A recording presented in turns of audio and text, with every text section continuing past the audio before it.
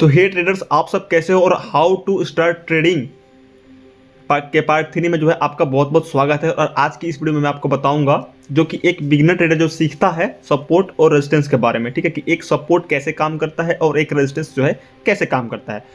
तो सबसे पहले हम जानेंगे कि सपोर्ट क्या होता है और रेजिस्टेंस क्या होता है। बस वीडियो को एंड तक देखना, आपको ये पूरा पूरा जो है समझ में आएगा। और नया हो तो बस चैनल को सब्सक्राइब कर लेना, ठीक है। ठीक, तो सपोर्ट क्या होता है? सपोर्ट वो पॉइंट होता है जहां से मार्केट ऊपर जाता है या फिर जहां पे जो है बाइंग एरिया होता है, जिसे हम सप्लाई जोन भी बोलते हैं या फिर डिमांड जोन भी बोलते हैं, सॉरी डिमांड जोन बोलते हैं, ठीक है।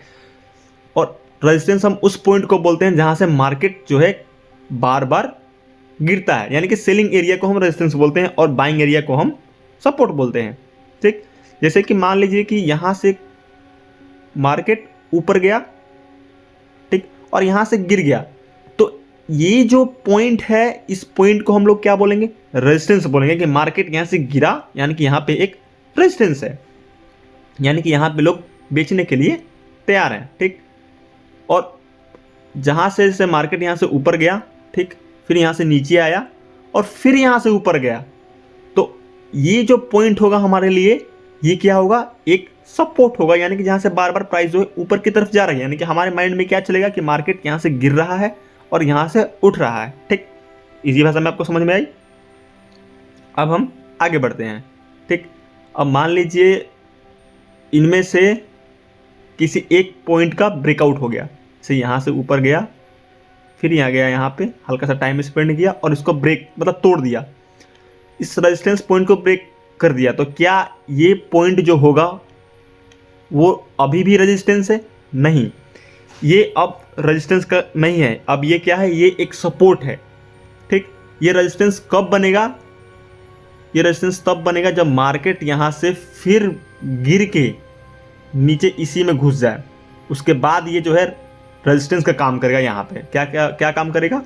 रेजिस्टेंस का काम करेगा। यानी कि ये जो पॉइंट था ये हमारा क्या था? फेक ब्रेकआउट था। यहाँ पे लोग फंस चुके हैं, यहाँ पे डर चुके हैं, और जो भी लोग यहाँ पे इस पॉइंट पे जिसने भी खरीदा होगा, यानी कि इस मान लीजिए 22,037 के प्राइस पर जिसने भी यहाँ पे खरीदा वो डर गया होगा कि यार अब तो भाई हमारी लंका गई, मार्केट गई प्राइस।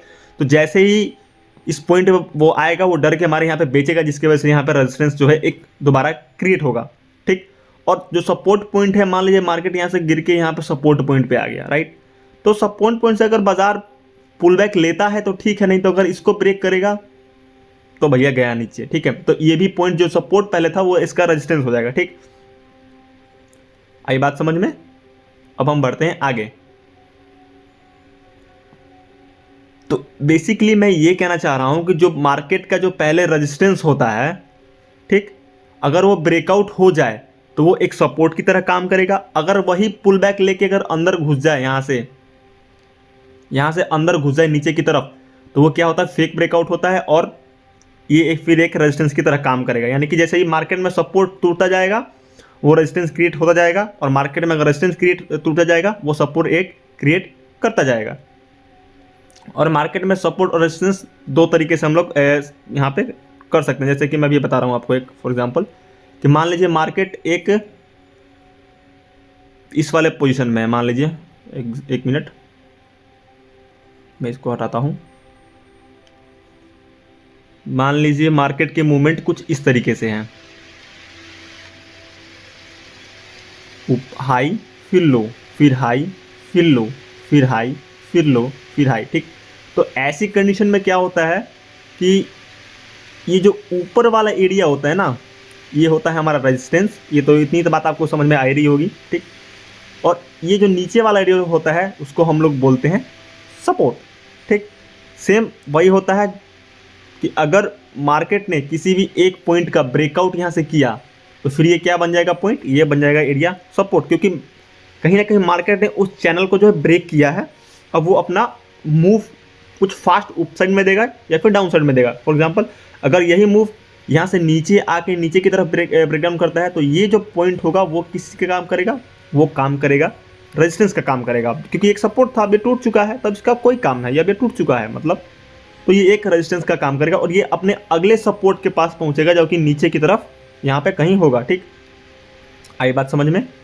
अब हम बढ़ते हैं आगे, ठीक। अब आते हैं हम लोग चार्ट पे हम लोग आते हैं, ठीक।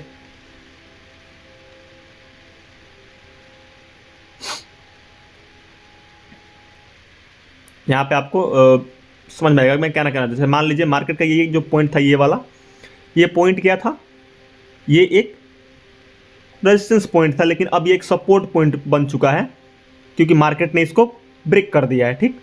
और यहाँ से क्या कौन सा था, ये एक रेजिस्टेंस पॉइंट था, ठीक। कौन सा पॉइंट था, ये एक रेजिस्टेंस पॉइंट था, ठीक। तो मार्केट ने जैसे ही इसका ब्रेकआउट किया, ये क्या बन गया, सपोर्ट बन गया। और जैसे ही मार्केट आगे की तरफ यहाँ से रेजिस्टेंस लिया, ये क्या बन गया, इसका रेजिस्टेंस बन गया, ठीक।